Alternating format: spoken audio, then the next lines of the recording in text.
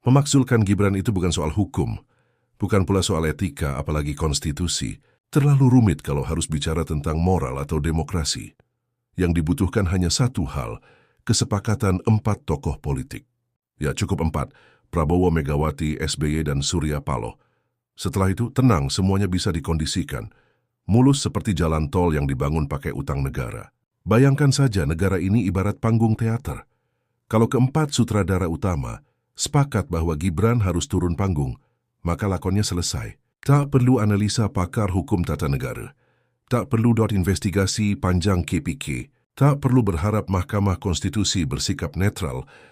Toh kita tahu netralitas itu sudah jadi barang antik di Museum Demokrasi. Prabowo cukup mengangguk. Megawati tinggal mengangkat alis. SBY menulis puisi berjudul "Anak Itu Harus Tahu Diri". Surya Paloh cukup tersenyum mengelus jenggotnya. Lalu DPR mencari pelanggaran etik. Media akan menggiring opini, dan rakyat akan diedukasi oleh buzzer tentang betapa ini semua demi menyelamatkan bangsa. Canggih, kan? Toh sejarah kita penuh dengan kejadian yang lebih ajaib. Presiden bisa lengser tanpa pemilu. Ketua partai bisa dibuang tanpa rapat. Dan wakil presiden bisa dimakzulkan hanya karena akun Kaskus bernama Fufu Fafa. Lucu memang, tapi itulah realita. Logika tak lagi penting ketika skenario sudah disusun. Lantas, kenapa belum terjadi? Mungkin karena para lord itu masih sibuk tawar-menawar. Siapa dapat apa kalau Gibran turun? Siapa yang jadi kunci baru di istana? Siapa yang dijadikan kambing hitam agar rakyat puas?